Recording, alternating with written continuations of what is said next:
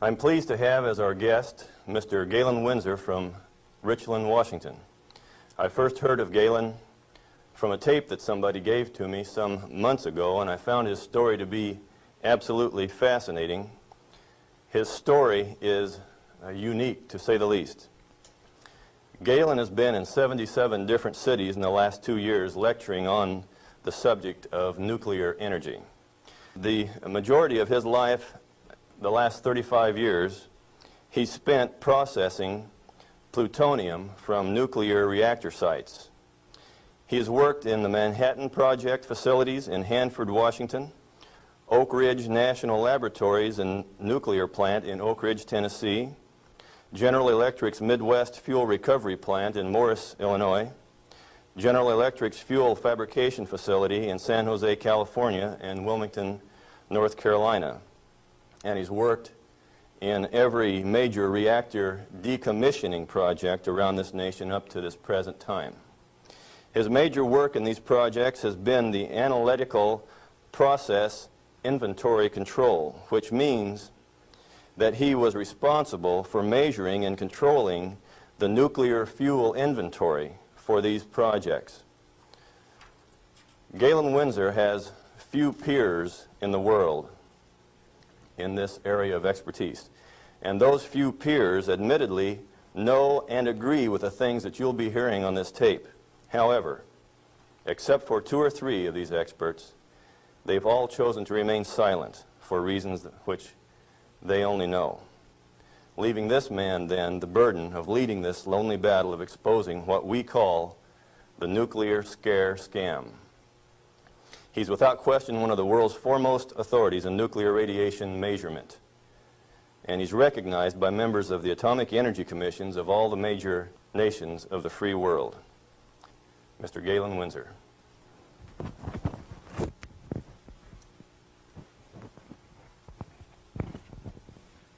Bless you. Thank you, Ben.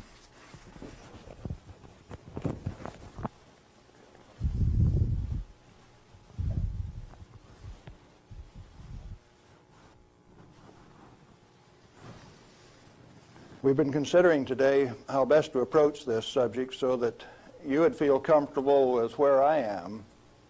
And we thought it might be appropriate to start with how I got involved in this game.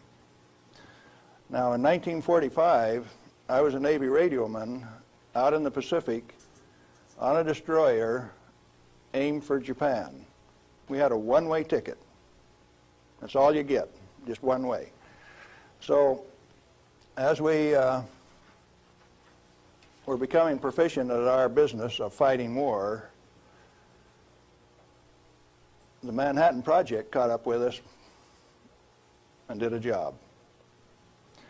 Now, the weapon that was dropped on Hiroshima, Japan in August 6, 1945 was a U-235, fully enriched U-235 weapon where the material was separated and purified in Oak Ridge, Tennessee. The one that was dropped August 9th on Nagasaki was a plutonium weapon made at Hanford. But to those of us out in the Pacific, it was quite interesting. It had a ticket on it that says, "You get to go home." I was impressed. Now, I was stuck out on Guam after the hostilities quit and was running a radio broadcast that communicated with 4,500 ships west of Pearl Harbor. Quite a few to listen to every dot and dash that I made. So I was used to having people listen to me. They couldn't see me, because they could sure hear me. I had all of the good messages that were to come to them. Fleet movements to Red Cross messages. They came along one day and says, "We'd like to have radiomen to go down to Eniwetok for the atomic bomb tests." Not me. No way. I want to go home. So they went through and they took every 3rd radioman to go to Eniwetok. I didn't go. They let me come home. But I wanted to go home. I had a driving need within me that says, hey, that big firecracker, I want to know how it works. I want to know everything about how it works. So, back to the ranch in Nevada where I grew up and stacked hay all summer, gained back the 40 pounds that I'd lost out there in the islands. Into Brigham Young University the fall of '46 in chemistry classes. Dr. Joseph Nichols could make an old farm kid like me love chemistry. I hadn't had any chemistry in high school, but the way Joe Nichols taught it, I wanted to know. So chemistry it was. And some neat guys like Carl Eyring taught me physics. And along in '47, I ran across a cute blonde from Richland, Washington. Now, this girl had been telephone operator for General Leslie Groves and Dr. Enrico Fermi on the Manhattan Project. She got to put through the calls to Franklin Delano Roosevelt for these guys, so she talked personally to FDR. And she told me some of the stories like you've never heard. She says, oh, in those canyons, great things are done. This cowboy from Nevada couldn't even imagine what she was talking about. Well, in 1947, after we were married, I ran until she caught me. I wasn't going to get married anyway. I wanted to get my education. I had to get on with this thing. And so we went to Richland, Washington for the first time in September of 1947. I saw that those buildings she was talking about were there. 1,000 feet long, 11 stories high, 5 of them below ground. Tremendous things. And people all over. Camp Hanford in those days was a whole army camp just there to secure that place, to provide security. Thousands of soldiers. You move around out in the desert and up out of a foxhole would pop a soldier with a gun in his hand. There wasn't any horsing around. It was all business. Back to school. In 1950, I applied for a job up there before I had graduated, and they were in such bad need of chemists, I had a job before I had my degree. And so the last year of my chemistry, mostly English, I did on a bus, riding 25 miles to work in the morning and 25 miles back at night. And I did advanced grammar and business writing and all of those things on that bus. But in September 1950, I got into this thing called plutonium processing when we did it barehanded, without instruments, without coveralls. We had some of the most peculiar acid burns in some of the shirts. And I found one of those the other day. It's got acid burns all up the front of it. Plutonium on it, too. Amazing. That was normal operation in those days. We ran those facilities, and we ran them so well that by 1965, we had separated enough plutonium when it only existed in the parent uranium matrix to a half of a single weight percent, 0.005 weight fraction of plutonium maximum in that fuel. And we processed enough tons of uranium to recover enough plutonium by 1965 to meet the weapons needs of this country 10 times over for the foreseeable future. Now we're talking about a massive amount of work. Hands-on, do it type thing. And there was a couple thousand of us, and we were just happy as could be, just working like mad, making those plants run 24 hours a day, 7 days a week, in a community that ran on shift work, ABCD shift. The whole community that way. A wartime community, people dedicated to doing a job, and we were doing it, and we did it well. No pretense. Oh, yes, there were. Out in the reactor began to sneak in people who wanted a radiation monitor behind every reactor operator. Why? We know how to make these things run. When we got a metal fuel element stuck and it fell down on the trampoline back of the reactor, we'd go in with our feet and kick it off into the pool, smoking, burning. If you didn't have an instrument, you didn't know it was too hot, so you just went in and kicked it. Finally, along came a rule maker that says, thou shalt not do that. You'll get burned. Oh, I didn't get burned when I did it last week. But you exceeded the limit. Well, where did this limit come from? Turns out that in 1934, the International Commission on Radiation Protection fabricated a limit for X-rays. It was no longer permissible to be burned by them, erythema, reddening of the skin. You now had to keep a limit called 0.2 of an hour per day. How much is that? Well, you've got to have one of these Beckman instruments to read it, and you have to keep time of exposure. You know, there are 4 requirements on this thing: the size of the source, therefore the strength of the source, the distance from the source, the time of exposure, and the intervening shielding to keep from getting burned. Oh, fine. We've been doing this thing for years now, and we've never been burned. Why have we got these rules? And they says, yours is not to ask questions, yours is to do and die. Don't you ask questions.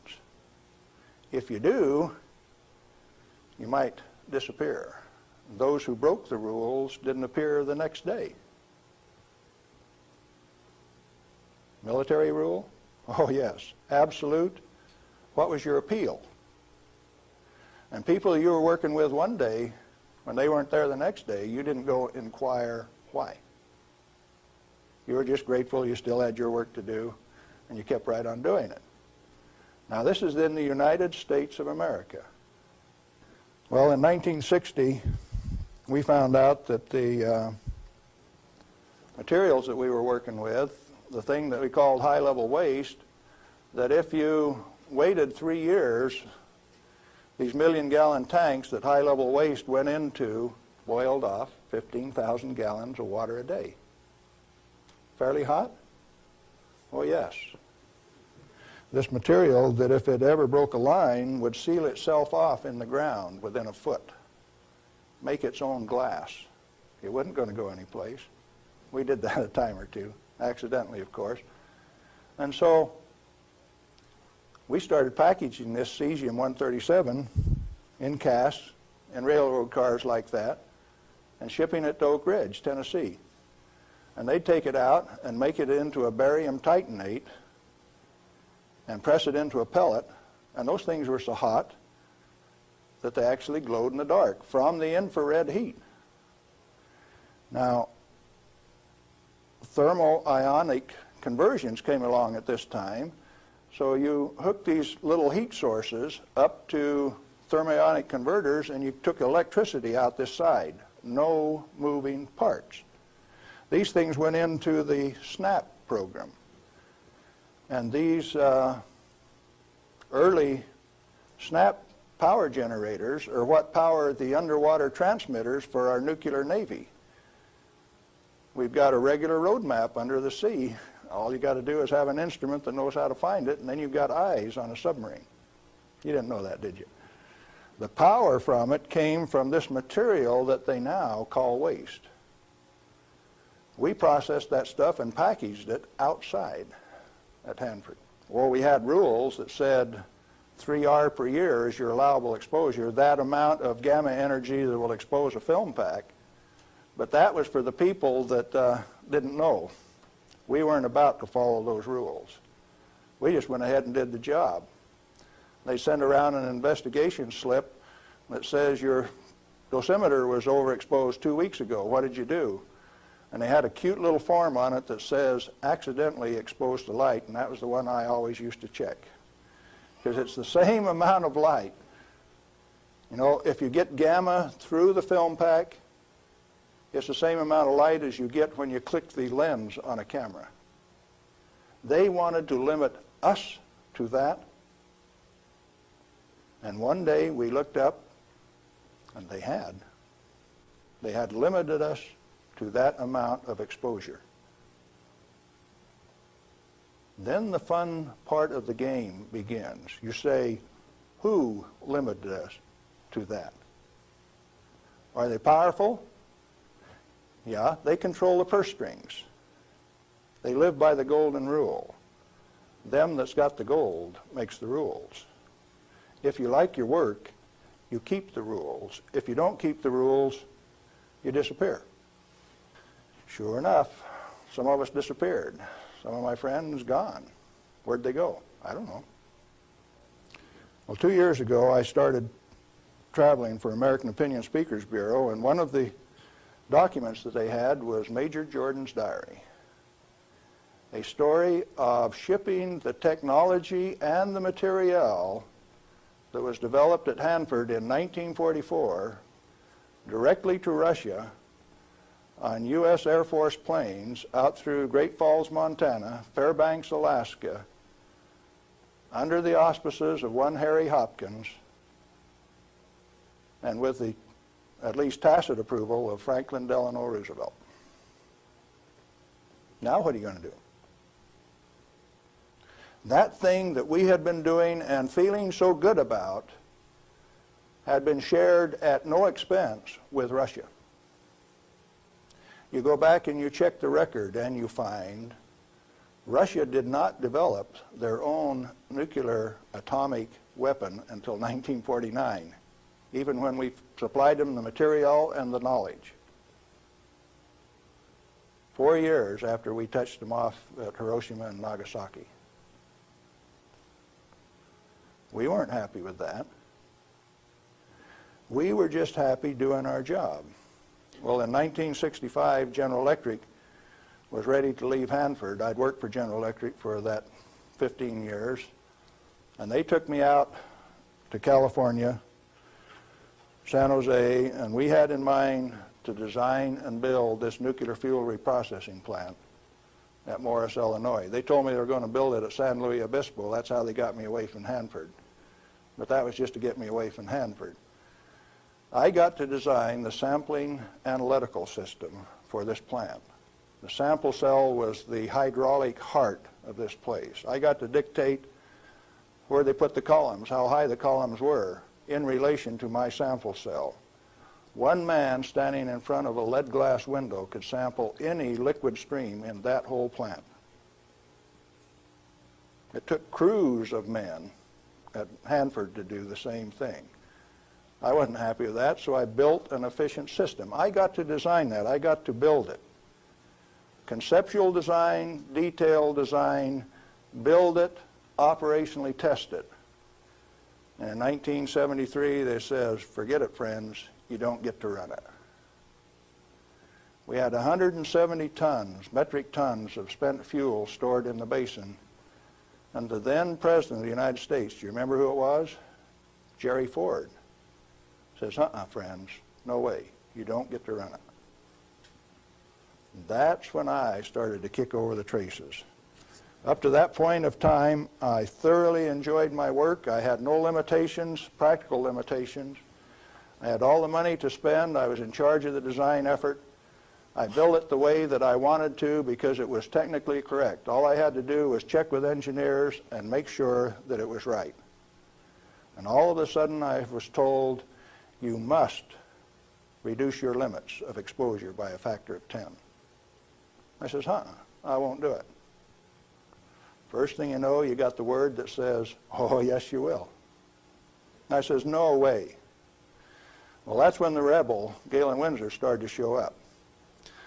And when I found out that by management conference I couldn't get to these guys, I figured out another way. Now, in this plant is a beautiful pool. It's got a place to store spent fuel bundles till it won't stop.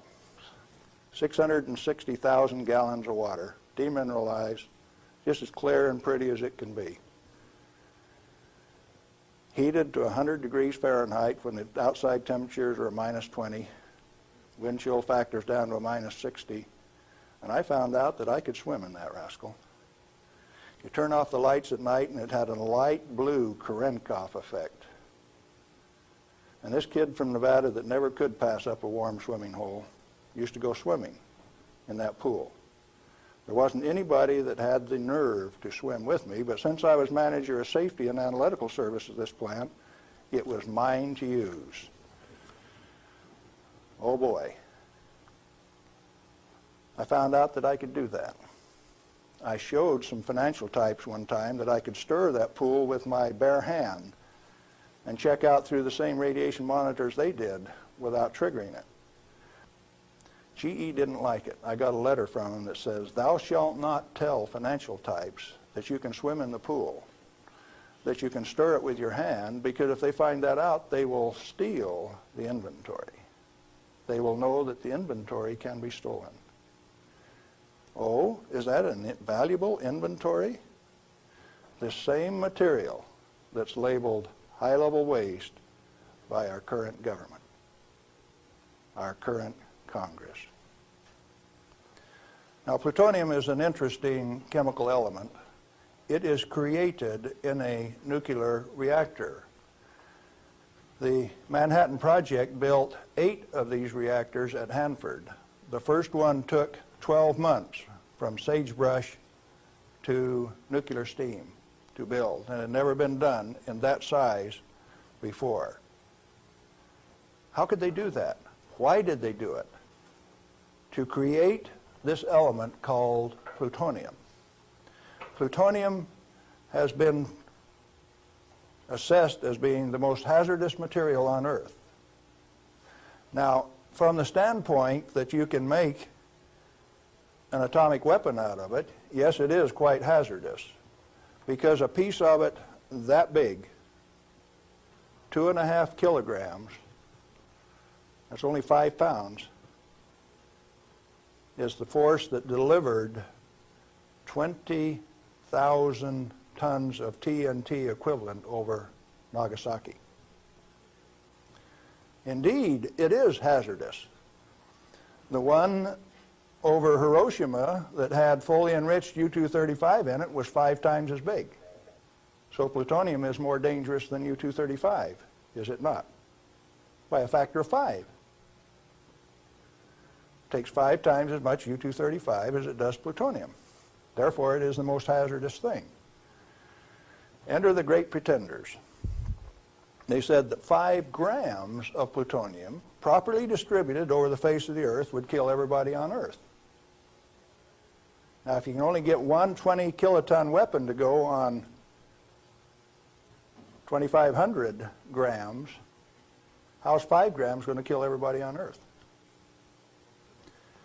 Early on, I had a fear that said, if there is this much fissile material, that can undergo a chain reaction, we called it in the beginning, then if you set a match to it, all the fissile material in the world is just going to keep right on going. Totally unfounded fear. It turns out that when you're in this business of recovering plutonium, like we recovered so much of it at Hanford, we found out that if you have it in a solution where it's less than 5% plutonium, it won't go critical any way that you kick it. And when you get it to 100% plutonium, you better be careful. Because if you put it in more than a 5-inch diameter cylinder, you're playing with fire. You can undergo what is known as an uncontrolled criticality, accidental criticality. The air turns blue. If the cylinder is sealed, it will explode from steam pressure. And that steam pressure builds up in a millisecond, which is about that long. No, you don't horse with it. And then you find out that those 8-foot thick shielding walls on those canyons were put there because they didn't know how much was a critical mass. They says, if we make a mistake, we don't want to die, so we will provide the shielding. And so this shielding thing started for no other reason than they didn't know what was a critical mass. Well, through the years, we got pretty good at telling what a critical mass was. And I have worked in a plant where I had half a critical mass in this hand, barehanded, dressed in street clothes, half in this hand, wearing a lab coat, and I'd put this half in a pocket on this side and this half in a pocket on this side and walk down the hall. If those two ever got together, there would be a blue flash. They never got together because I was in between them. And we do that every day. And each half had to meet definite dimension characteristics. And so we'd take them down and pass them one half at a time, and they'd measure it and say, yeah, that one will pass. And then we'd pass them the other half, and that one will pass too. But they were carefully put in separate bird cages so they couldn't get together accidentally. Well, those of us who worked with it enjoyed it. We knew what we were doing. We worked at it. When the President of the United States decided not to operate that fuel reprocessing plant, I started scrambling to find out what was going on. Many things had been done in the name of health and safety. Don't get burned. You got to have a safety record. You have to be safer than anybody else. We were already safer than anybody in the whole world. Well, you can't afford to get burned with this. You've got to enforce the limits. You've got to keep it. And I says, hey, that's not what the ball game is at all. I'll bet you the ball game is something else. And in 1982, when the Congress passed the Nuclear Waste Policy Act of 1982, a guy by the name of Mo Udall, I don't know whether you people in Arizona have ever heard of him or not, authored that bill. It's called the High-Level Waste Disposal Act of 1982. The material he called waste is the reusable uranium fuel that I had been working on for 32 years. Needless to say, Mo Udall and I do not agree on whether that material is waste or not. The name of the game then is who owns the plutonium and how much is it worth? The government says bury it 3,000 feet deep in basalt, and we'll hold a contest among the states to see who gets to bury it. Oh? Why do you want to bury it? Did you ask the owners? Who is the owner of the plutonium? May I submit that it's most likely the nuclear power ratepayer. He has paid for the mining, the fabrication of the parent uranium, power generation, and is being charged in advance for its burial. If you're paying for it, to whom does it belong? How much is it worth? In inflated dollars, a ton of reusable uranium fuel contains useful metal isotopes worth upwards of $10 million a ton. Mo Udall says it's high-level waste. The value of reusable uranium fuel scheduled for permanent disposal probably exceeds the national debt. Naturally occurring plutonium quantities, and you know plutonium does occur naturally. Plutonium-244 is found at the residual activities of the several, 8 at least, Oklo phenomenon reactors across the world. First one found at Gabon, Africa. Naturally occurring plutonium quantities have been enhanced by transmutation of uranium. That's the reason we built reactors in the first place. Our ability to detect and measure emissions from these elements is useful in inventory control. When fissile elements, fissile isotopes, are present at less than 5 weight percent plutonium-239 equivalent, and the heavy metal oxide matrix is stored dry in air, it has no critical mass. Remember we talked about shielding was because they didn't know what a critical mass was? If it is light water reactor fuel at less than 5% equivalent fissile content, you can handle it, you can do anything you want with it, you can stack it up, you can have a room full, you can have a handful. As long as you keep it dry, it will not sustain a chain reaction. What then is all this falderall about a little bit, 5 grams, will kill everybody in the world? They don't know what they're talking about. And when they say that, they're thumbing their nose at measurement experts like Galen Winsor. I am insulted when they say those things and get away with it, because it has no bearing on the truth. It cannot be mishandled. It will not expose any person to an unshielded nuclear reaction. In other words, no controls are necessary except to prevent the pilferage of the inventory. Have you got that one? Let it register. Do you need governmental rules and regulations and instructions? No way. Then why do we have all of those rules?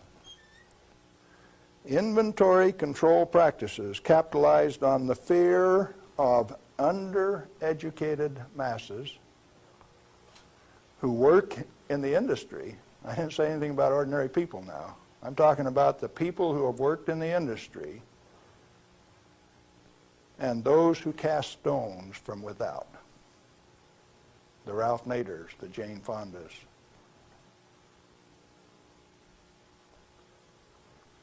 Now, it doesn't take you much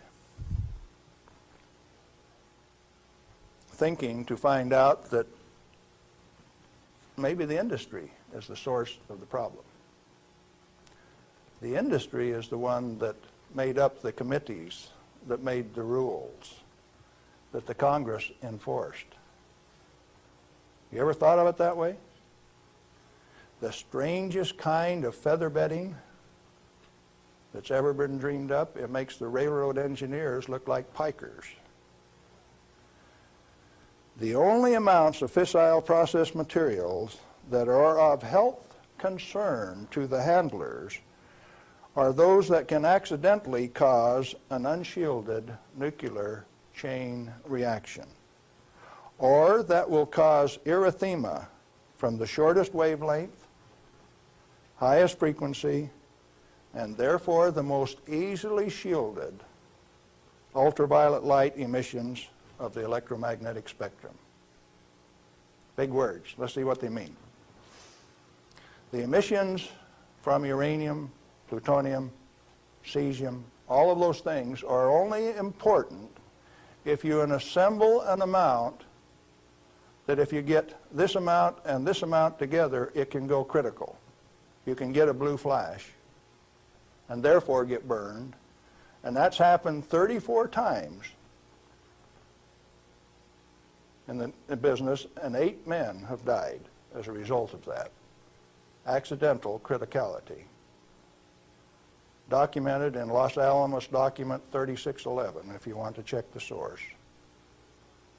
Or if you've got enough of it together that it's giving off ultraviolet light of this particular wavelength and frequency without any intervening shielding, enough to burn you, sunburn you, erythema, reddening of the skin.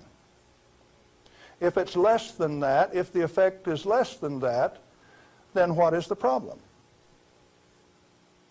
Excessive government regulation. That's what's the problem. Tritium. Heavy water. Deuterium is hydrogen 2. Tritium is hydrogen 3. if you let an inventory get away from you, what's going to happen to it out in the biosphere? Nothing other than it will become diluted and join the naturally occurring inventory of tritium, because tritium is created in the upper atmosphere by sunlight. We have a natural inventory of tritium. Then the only thing that happens when you release tritium, which is the trigger mechanism for bombs, it's the source of the push that makes it go, is that you lost a valuable inventory. Then what of these people that are pretending that a little bit of tritium is going to do you in? It is not so. What are those 2 points? Only if it is an economically recoverable concentration, or if it has a natural reconcentration mechanism. You know, there isn't any one of the radioisotopes out there that has a meaningful level of reconcentration in any of the species, not even the oysters in the bays in Maryland, below Calvert Cliffs. Why then are we still playing this game that any amount of this material is of hazard? Reusable uranium fuel, which has been isotopically enhanced in power-producing reactors, is a valuable national resource, not a high-level waste. The utility operators recognize the future worth of this commodity. Mo Udall, in that Nuclear Waste Policy Act of 1982, imposed a tribute of $1 per kilowatt hour, $1 per megawatt hour on all electricity produced in a nuclear plant, so that they can research and develop methods to throw it away.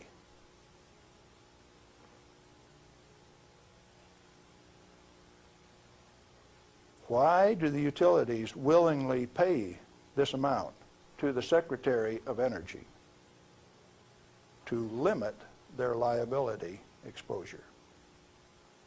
Who pays that amount anyway? The consumer of nuclear-generated power.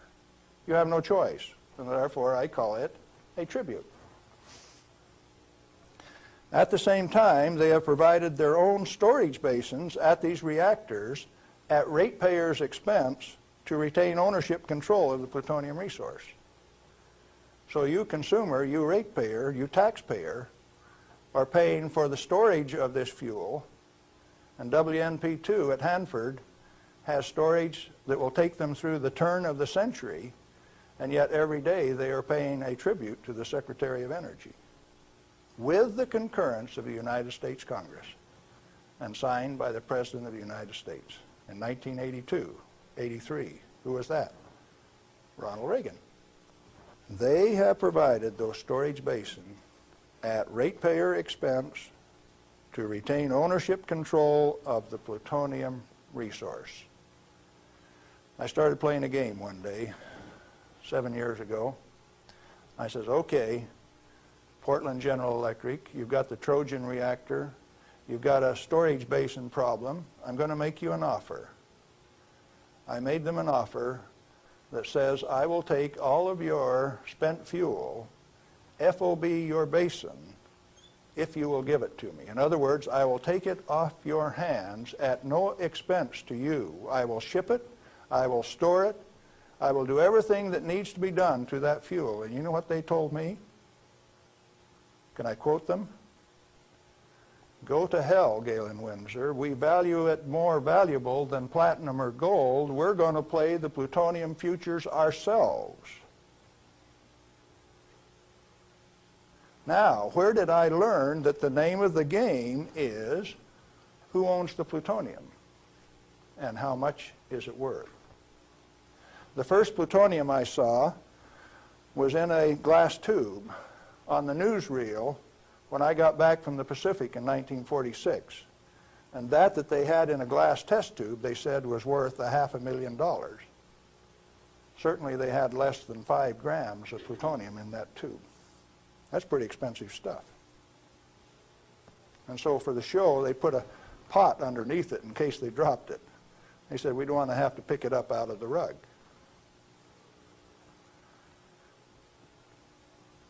When it was decided for us not to operate this plant, plutonium was guaranteed on buyback by the federal government at $43 a gram.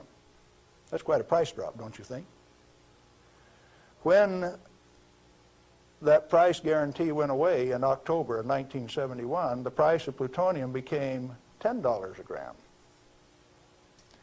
It steadily went down to where its present worth on the market is a minus $2 a gram per year. That's what it costs you to hold on to a plutonium inventory on a material that has been declared worthless by the utility owners and rubber stamped by the Congress of the United States, and they're spending billions of dollars digging holes in ordinary rock so that they can throw it away, dispose of it. Okay, what are you going to do with it? Reusable uranium fuel may be properly stored in air-cooled, dry storage in a cost-effective manner. Nuchem in Germany offers this immediate and long-term option as a necessary and safe step prior to reprocessing. They're doing it in Europe. At least 4 regionally located facilities are available in the United States where this concept can be used right now. Barnwell Nuclear Fuel Plant in South Carolina, Midwest Fuel Recovery Plant in Morris, Illinois, this one, Nuclear Fuel Services in upstate New York, and Redox Processing Plant at Hanford, Washington.